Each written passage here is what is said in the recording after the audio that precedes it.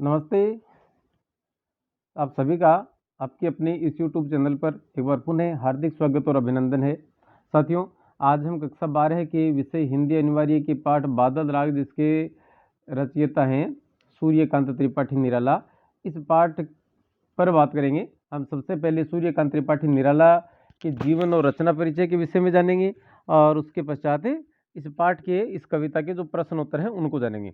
सबसे पहले लिखा है कि सूर्यकांत त्रिपाठी निराला का जीवन परिचय लिखिए। चूंकि हिंदी अनिवार्य के प्रश्न बोर्ड के पेपर में इस प्रकार का या जीवन परिचय से संबंधित जो एक एक प्रश्न होगा वह 4 अंक का होगा, इसलिए बड़ा महत्वपूर्ण आपके लिए। तो देखते हैं जन्म और जन्म स्थान कि सूर्यकांत त्रिपाठी निराला का जन्म पश्चिमी बंगाल के मेदिनीपुर जिले के महिषादल नामक गांव में 21 फरवरी 1899 को वसंत पंचमी के दिन हुआ। आप एक चीज और भी लिख सकते हैं कि इनके बचपन का नाम सूरज कुमार था। बचपन का नाम क्या था? सूरज कुमार। सूरज कुमार था, है ना। ये भी आप इसमें मेंशन कर सकते हैं। इनका मूल गांव उत्तर प्रदेश का गढ़कोला था। आपका संपूर्ण जीवन संघर्षों से भरा हुआ था। माता पिता, चाचा चाची, पत्नी और पुत्री की असामयिक मृत्यु ने इन्हें अंदर तक तोड़ दिया था, जिसके कारण करुणा व विरोध का स्वर उनके साहित्य में भी परिलक्षित होता है। परिलक्षित का अर्थ होता है दिखाई देता है। और इनके साहित्य का अध्ययन जब हम करते हैं तो एक तरफ एक कठोरता इनके साहित्य में, एक विरोध का स्वर इनके साहित्य में दिखाई देता है, तो दूसरी तरफ करुण, एक पवित्र, एक निर्मल हृदय भी हमें दिखाई देता है। निराला हिंदी काव्य की छायावादी धारा के प्रधान या प्रमुख कवि थे। ये छायावाद के महेश भी कहलाते हैं। छायावाद का महेश किसे कहा जाता है? रुद्र या महेश, तो निराला को। आपके साहित्य में भारत की संस्कृति, दलितों व शोषितों के प्रति गहन संवेदना, पूंजीवाद और शोषण व्यवस्था व सामाजिक असमानता व अन्याय का प्रबल विरोध भी शामिल है। मूल रूप से खड़ी बोली हिंदी आपकी काव्य भाषा है। आप भाषा के जटिल और सरल दोनों रूपों का इस्तेमाल किया करते थे। वो तोड़ती पत्थर और कुकुरमुत्ता में भाषा का सरल, भिक्षुक में भी भाषा का सरल व स्थानीय रूप प्रयुक्त हुआ है, तो राम की शक्ति पूजा में तत्सम शब्दों से युक्त कठिनतम रूप आया है। आप साहित्य और समाज में मुक्ति के पैरोकार थे। आपने कविता को छंद की कैद से आजाद किया था, जिस कारण आप छंद मुक्त काव्य रचना के प्रवर्तक भी माने जाते हैं। 15 अक्टूबर 1961 को प्रयागराज और वर्तमान का उस समय का इलाहाबाद, प्रयाग इलाहाबाद में आपका देहांत हो जाता है। रचनाएं हैं आपकी परिमल, अनामिका, गीतिका, अणिमा, नए पत्ते, बेला, अर्चना, आराधना, तुलसीदास, कुकुरमुत्ता, राम की शक्ति पूजा इत्यादि। बिलेसुर बकरीहा, ये इनका एक जोरदार उपन्यास है। चतुरी चमार। आपका संपूर्ण साहित्य निराला रचनावली के 8 खंडों में प्रकाशित हुआ है। अब देखते हैं प्रश्न उत्तर। अस्थिर सुख पर दुख की छाया, पंक्ति में दुख की छाया किसे कहा गया है और क्यों? तो विवेच्य कविता में बादल को क्रांति का प्रतीक माना जाता है। क्रांति शोषण पर आधारित सत्ता और व्यवस्था को नष्ट कर देती है। क्रांति क्या करती है? शोषण और पर आधारित जो सत्ता या जो व्यवस्था बनी हुई है उसको खत्म कर देती है। शोषण करने वालों का सुख अल्पकालिक होता है। क्यों? पता नहीं कि कब क्रांति हो जाएगी। जो ही क्रांति हो जाएगी तो उनकी व्यवस्था क्या हो जाएगी, उनकी सत्ता क्या हो जाएगी, ध्वस्त हो जाएगी। इसलिए उनका जो सुख है वह अल्पकालिक या अस्थिर होता है, क्योंकि जब भी क्रांति होती है उनका सुख छिन जाता है। प्रस्तुत पंक्ति में बादल रूपी क्रांति को ही अस्थिर सुख पर दुख की छाया, मतलब बादल क्या है? क्रांति है, और उनका सुख कैसा है? अस्थिर है। दुख की छाया उस पर पड़ रही है, इसका मतलब ऊपर से बादलों की छाया, मतलब क्रांति की संभावना बनी हुई है। तो दुख की छाया को कहा गया है। क्रांति रूपी बादल उनके अस्थिर सुख पर दुख के रूप में मंडरा रहा है। दूसरा प्रश्न है, असनीपात से स्थापित उन्नत सत सत वीर, पंक्ति में किन की ओर इशारा या संकेत किया गया है? तो प्रस्तुत पंक्ति में उन शोषक लोगों की, मतलब शोषण करने वाले लोगों की तरफ संकेत किया गया है, जो लोगों का शोषण करके शक्तिशाली एवं पूंजीपति बने हुए हैं। कौन है ऐसे लोग? ऐसे लोग का मतलब कौन है? ये शक्तिशाली और पूंजीपति। और ये कैसे शक्तिशाली है, कैसे पूंजीपति हैं? ये लोगों का शोषण करके हैं। तो ऐसे लोग दूसरों के धन व श्रम को लूट कर ही शक्तिशाली बनते हैं। जिस प्रकार बादलों के निकलने से बिजली बड़े बड़े निकलने वाली बिजली बड़े-बड़े पर्वतों को धराशायी कर देती है। मतलब बादलों से बिजली गिरती है जब, तो बड़े-बड़े पर्वत क्या है, टूट-फूट जाते हैं, बिखर जाते हैं, चूर-चूर हो जाते हैं। उसी प्रकार से क्रांति से निकलने वाला मुखर विरोध, क्रांति रूपी बादल से जो बिजली निकलेगी वो काहे की होगी? वो विरोध और विद्रोह की होगी।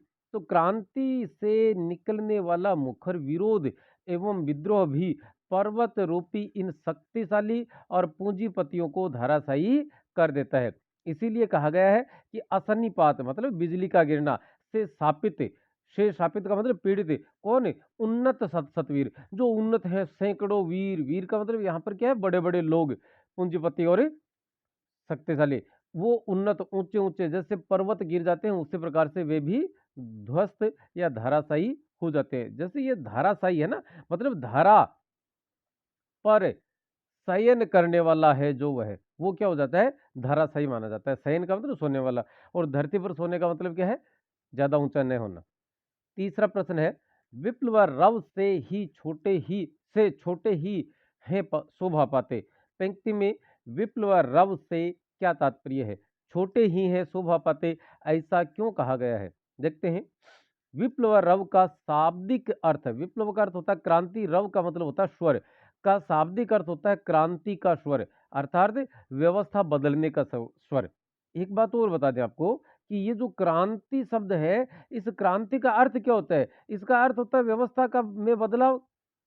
क्रांति का अर्थ क्या है? व्यवस्था में परिवर्तन या व्यवस्था में बदलाव। व्यवस्था में बदलाव को ही क्या कहा जाता है? क्रांति। तो व्यवस्था परिवर्तन का स्वर, कि जब भी क्रांति होती है तब वह पूंजीपतियों और शोषक वर्ग का सर्वस्व छीन लेती है, उनका सब कुछ छीन लेती है, जिसका लाभ समाज के शोषित व दलित वर्ग को मिलता है। दलित का मतलब यहाँ पर क्या है? जो दबे हुए हैं, जिनका शोषण किया जाता है। तो क्रांति से लाभ किसको होगा? शोषित, जिनका शोषण किया जाता है, जो दबे हुए हैं। समाज में समानता का प्रसार होता है, लोगों में भाईचारे की भावना और एक इक्विलिटी, समानता का विकास होता है। क्रांति के नतीजे किसान, मजदूर, शोषित, दलित, दमित वर्ग के लिए खुशियां लेकर आता है। प्रस्तुत पंक्ति में छोटे शब्द समाज के शोषित वर्ग के लिए प्रयुक्त हुआ है। चौथा प्रश्न है, बादलों के आगमन से प्रकृति में होने वाले किन किन परिवर्तनों को बादल राग कविता रेखांकित करती है? आप अपने आसपास देखें कि जब भी बादल आते हैं तो क्या होता है? देखिएगा, भयंकर धूप पड़ रही है, बादल आ गए तो क्या हुआ? छाया हो गई। छाया होने से क्या होगा? जो हवा बह रही थी, वो हवा कैसी थी? पहले गर्म थी, लेकिन बादलों के आ जाने से वो कैसी हो जाएगी? ठंडी हो जाएगी। इसके बाद में बादल कड़केंगे, बरसेंगे, बिजलियां चमकेंगी, वो गरजेंगे, बादल गरजेंगे, बरसात होगी। बरसात से क्या होगा? जो घास फूस है, जमीन के अंदर पड़ा हुआ कोई बीज है, वो सब उग जाएंगे। तो जो परिवर्तन हम अपने आसपास देखते हैं प्रकृति में, वही लिखने हैं। बादलों के आने से प्रकृति में अनेक परिवर्तन आते हैं। सारा आकाश बादलों से भर जाता है, सूर्य की तपन कम हो जाती है, ठंडी हवा बहने लगती है। ध्यान दें, हवा बहती है, चलती नहीं। ठंडी हवा बहने लगती है, बादल गरजने लगते हैं, बिजली कड़कने लगती है, वर्षा होने लगती है, बड़े बड़े पेड़ धराशायी हो जाते हैं, पर्वत के पर्वत बिखर जाते हैं, छोटे छोटे पौधों व घास को जैसे नया जीवन मिल जाता है। घास के लिए क्या मिल जाता है? और छोटे पौधों के लिए नवजीवन। कवि ने नवजीवन शब्द का इस्तेमाल किया है। अब लिखा है पांचवा प्रश्न कि जग का दग्ध हृदय क्या है और क्यों है? जग माने संसार, दग्ध हृदय मतलब उनके हृदय में क्या हो रही है? एक आग जल रही है, वो क्या है और क्यों? तो किसान, मजदूर, दलित, दमित व शोषित वर्ग की पीड़ा को ही जग का दग्ध हृदय कहा गया है। उनके मन में क्या होता है? एक्चुअली होता क्या है कि किसान, मजदूर हैं, दलित, दमित हैं या शोषित वर्ग है, इन सब का शोषण करने वाले जो लोग हैं वो क्या कहलाते हैं? शोषक। ये लोग क्या करते हैं? इन लोगों का शोषण करते हैं। अब शोषण करते हैं, भले ही हम उनका विरोध करने के लिए फिलहाल सक्षम नहीं है, लेकिन हमारे मन ही मन तो एक आग जल ही रही है, वो पीड़ा तो मन में है ही। तो वो जो पीड़ा है, उसी को क्या कहा गया है? जग का दग्ध हृदय कहा गया है। दग्ध माने जलना। पूंजीपतियों द्वारा किए जाने वाले शोषण के खिलाफ उनके हृदय पीड़ा की आग में जलते रहते हैं। संसार के हर देश में यही स्थिति, आप कहीं भी चले जाओ, हर देश, हर समाज, हर जाति, हर धर्म में यही स्थिति है। इसी कारण कवि ने किसी वर्ग या एक देश के स्थान पर जग या संसार की बात कही है। वैसे भी शोषितों और पीड़ितों की संख्या अधिक होने के कारण उसे जग का संबोधन दिया है। संसार में शोषण करने वाले लोगों की संख्या बहुत कम है और शोषित जो लोग हैं उनकी संख्या बहुत ज्यादा है। छठा प्रश्न है, सिर ऊंचा करके कौन ताक रहे हैं और क्यों? तो सिर ऊंचा करके बरसात होती है तो क्या होता है, जो छोटा सा अंकुर था वो सिर ऊंचा करके रवि के सामने तकता है निर्भय, है ना। रवि मतलब सूर्य, और सूर्य किसका प्रतीक है? ताकतवर का। अब यहां देखें आप कि जो ही बरसात होती है तीसरे चौथे पांचवें दिन तक क्या होता है, एक अंकुर निकल आता है, उस सूरज के सामने तकता है। तो सिर ऊंचा करके कौन ताक रहा है? वहां तो अंकुर ताक रहा है, लेकिन समाज में क्यों ताक रहा है? क्योंकि बादल बरसा। बादल बरसने का मतलब है क्रांति हुई। अब समाज से जोड़ो, बादल किसका प्रतीक? क्रांति का। क्रांति हुई तो क्या हुआ, जैसे बादल के बरसने से छोटा घास है क्या करता है, ऊपर की तरफ सिर ऊंचा करके ताकता है। उसी प्रकार से जो छोटे थे, जो समाज के दबे हुए लोग थे, दलित थे, दमित थे, शोषित थे, वो लोग क्या करते हैं, सिर ऊंचा करते हैं। तो देखिए कि क्रांति का स्वर सुनकर शोषित वर्ग को अपने उद्धार की उम्मीद जगती है। शोषित वर्ग शोषण मुक्त जीवन की कल्पना से प्रसन्न हो रहा है। जिस प्रकार वर्षा के बाद जमीन का बीज अंकुर के रूप में लहलहा उठता है, वैसे ही क्रांति से शोषित वर्ग भी प्रसन्न हो उठता है। अगला प्रश्न है, असनीपात से श्रापित किसके लिए आया है और क्यों? तो असनीपात का अर्थ होता है बिजली का कड़कना और गिरना। शापित से तात्पर्य है पर्वत शिखर, मतलब वैसे तो होता है पीड़ित, लेकिन बिजली के गिरने से पीड़ित कौन होता है? पर्वत शिखर। कि जिस प्रकार बिजली गिरने से बड़े बड़े पर्वत शिखर धराशायी हो जाते हैं, उसी प्रकार क्रांति होने से बड़े बड़े पूंजीपति धराशायी हो जाते हैं। प्रतीक के रूप में कहें तो बिजली गिरने का तात्पर्य क्रांति होने से, बिजली गिरने का अर्थ क्या है? क्रांति होने से। और शापित से तात्पर्य है पूंजीपति और शोषक वर्ग का धराशायी हो जाना। उन्नत सतसतवीर तथा छोटे पौधे लघुभार किसके प्रतीक है? उन्नत सतसतवीर पूंजीपति और शोषक वर्ग के लिए तथा छोटे पौधे लघुभार दलित शोषित किसान मजदूर वर्ग के प्रतीक हैं।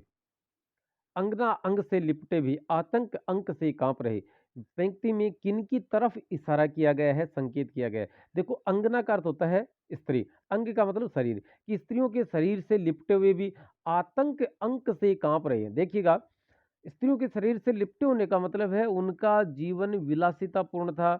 वे मतलब हम कहें कि शारीरिक सुख को ही सब कुछ मान रहे थे। और जो ही आतंक अंक से कांप रहे, आतंक क्रांति का स्वर उन्हें जो ही सुनाई दिया तो वे कांपने लगे। इसका मतलब क्या था? पहले उनका जीवन सुख समृद्धि पूर्वक था, वो विलासितापूर्ण जीवन व्यतीत कर रहे थे, लेकिन जो ही क्रांति का स्वर उन्हें सुनाई देता है उनका हृदय कांपने लगता है। इसका मतलब यहाँ तो है कि वो विलासितापूर्ण जीवन व्यतीत करते हैं, और इसका मतलब है कि वे डरपोक भी हैं। कवि ने क्रांति की आहट पाकर भयभीत होने वाले, मतलब डरने वाले शोषक वर्ग के लिए, शोषक कै का मतलब होता है शोषण करने वाला, शोषण करने वाले वर्ग के लिए यह पंक्ति इस्तेमाल की है। अंगना अंग से लिपटने में शोषक वर्ग के विलासपूर्ण जीवन और कांप रहे हैं के द्वारा उनकी कायरता, भीरुता व डरपोकपने की तरफ संकेत किया गया है। अगला प्रश्न है, विप्लव का वीर किसे कहा गया है? तो विप्लव का वीर बादल को कहा गया है। बादल देखिएगा बड़ा कोमल नाजुक मुलायम होता है, बावजूद इसके वो प्रकृति में कितना अधिक बदलाव कर देता है।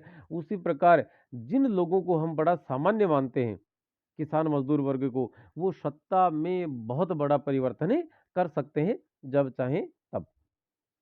कवि निराला ने क्रांति के प्रतीक के रूप में बादल को ही क्यों चुना होगा? हाँ बताइए भाई, ये हमारी कल्पना पर आधारित प्रश्न है। इसका जो भी जवाब आप देंगे वो आपके जो भी परीक्षक महोदय होंगे वो सही भी मानेंगे, लेकिन वो एक तार्किक होना चाहिए। आप जो भी कोई बात कहते हैं उसके पीछे एक तर्क होना चाहिए कि सर मेरी बात, मैडम मेरी बात इसलिए सही है कि ऐसा हो सकता है। तो मैंने अपनी तरफ से अपने तर्क के आधार पर ये उत्तर यहाँ लिखा है। निसंदेह रूप से कह सकते हैं कि आपको पसंद आएगा। तो यहाँ देखिए, क्रांति शब्द का शाब्दिक अर्थ होता है व्यवस्था परिवर्तन।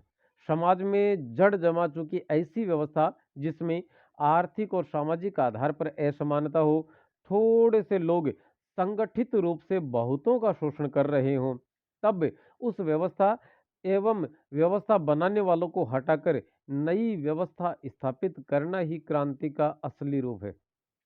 कवि ने क्रांति के प्रतीक और दूत के रूप में बादल को चुना है, क्योंकि जब धरती प्रचंड गर्मी से जल रही हो, जीव जंतु व मानव त्रस्त हों, तब बादल छाया और बरसात के रूप में उन्हें राहत प्रदान करता है। चारों तरफ हरियाली छा जाती है, नए बीज अंकुरित होते हैं, घास लहलहा उठती है, चारों तरफ प्रसन्नता का दृश्य बन जाता है। बड़े बड़े पेड़ व ऊंचे ऊंचे पर्वत धराशायी हो जाते हैं। ठीक उसी प्रकार से ये तो क्या था, ये यहाँ तक का आपको बता दें, आप दोबारा देख लें, धराशायी हो जाते हैं, यहाँ तक का जो मामला है वो जो मूलतः परिवर्तन आते हैं उन उससे संबंधित है। ठीक है, यहाँ तक का धराशायी हो जाते हैं। अब क्या है, प्रकृति में बादल को क्रांति के रूप में कवि ने इस्तेमाल किया। अब प्रतीक के रूप में जो बदलाव आएंगे वो यहाँ देखेंगे।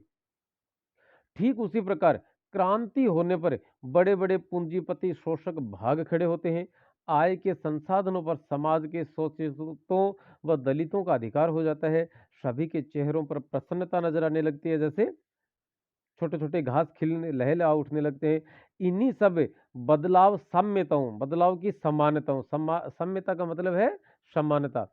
तो बदलाव की ये जो समानताएं हुई प्रकृति में हुई, इधर समाज में हो रही हैं। इन्हीं सब बदलाव साम्यताओं के कारण कवि निराला ने क्रांति दूत के रूप में बादल को चुना होगा। तो आज के इस वीडियो में फिलहाल हम इतना ही काम करेंगे। और हम हैं ये वाले, और ये हमारे चैनल का नाम है यूट्यूब का, और ये आप यहाँ से संपर्क कर सकते हैं। वीडियो को लाइक शेयर सब्सक्राइब करें, अपने दोस्तों साथियों स्टूडेंट्स तक भेजें। फिलहाल विराम देते हैं। नमस्ते, शुक्रिया, धन्यवाद।